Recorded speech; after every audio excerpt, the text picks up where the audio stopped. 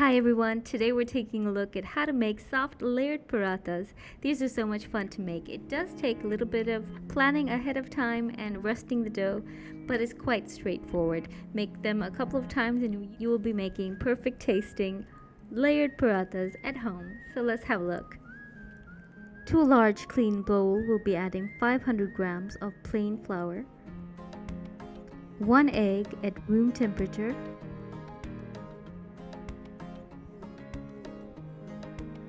2 large spoons of ghee or clarified butter,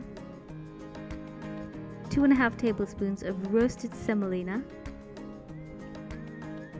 1 cup, that's 240 ml of milk, half a teaspoon of salt, and 1.5 tablespoons of sugar. Using a wooden spoon, mix the ingredients well till the flour is moistened and the dough starts to hold together. Don't be tempted to add more milk. You will find that after mixing a while, the amount we have added is sufficient to moisten the dough. Once the dough is uniformly moistened, start to knead the dough. This is where the elbow grease comes in. You need to knead 20 minutes. Don't be lazy here or you will see the result. Knead the dough using pulling, folding, and punching actions repeatedly. The dough should not be sticky. It should be a little softer than kneading for regular chapatis or rotis. For best results, cover this for 5 minutes, then dump the dough onto the work surface and knead again for 2 to 5 minutes.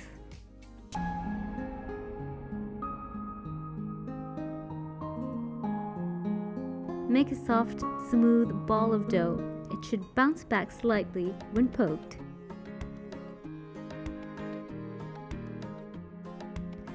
Lift this ball of dough and place it into an oiled bowl. There's no more kneading after this stage. Rub the surface of the ball of dough with some oil.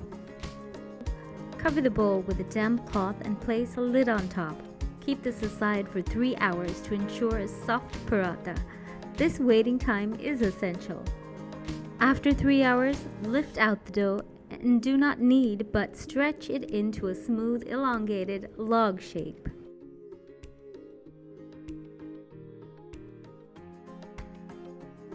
Using a dough scraper, cut and divide into 7 approximately equal portions. Take each of these and form into a smooth ball.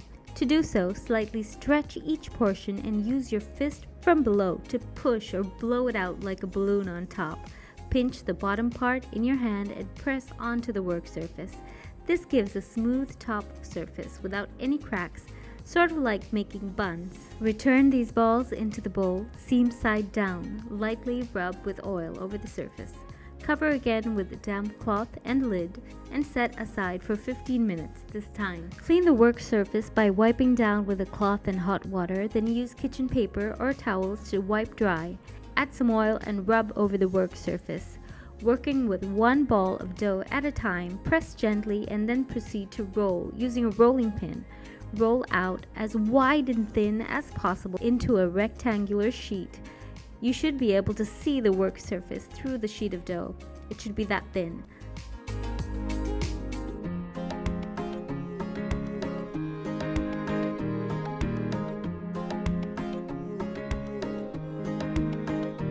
Slight cuts and tears are fine. Now use your dough scraper to cut thin lines vertically all across the sheet. Rub some oil all over the surface and then sprinkle a small amount of plain flour over the oil sheets. Use your dough scraper again to push the outer edges inwards to make the border straight. Then work with your hands from both sides and push inwards, working from top to bottom as you do so till the strips come together in the center like a rope. Stretch slightly and then coil this rope up from the top and bottom to make 2 coils that come to a meeting point halfway through. Slightly press to flatten one of these coils to a disc. Lift the other one and gently press on top of the bottom one. When correctly centered, press down firmly to make a coiled, flattened disc. Set this aside and repeat with the remaining balls of dough.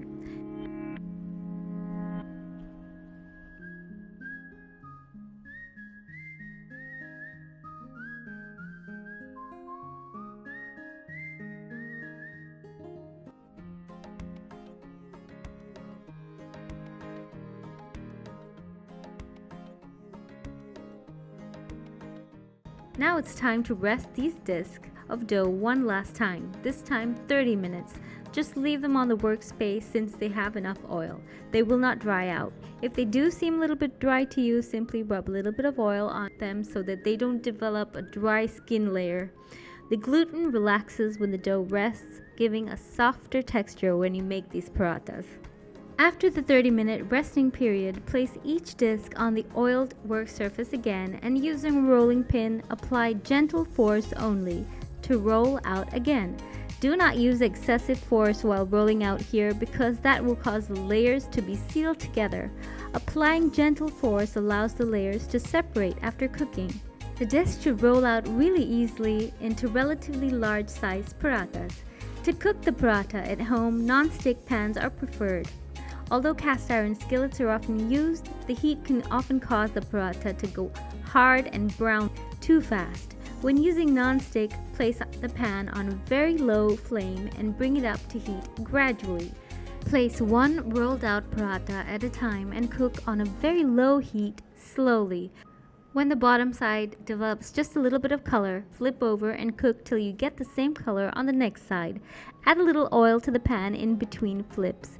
Flip 3 to 4 times and the paratha should be cooked through, and the layers should become slightly separate along the edges. Repeat this process for all the parathas.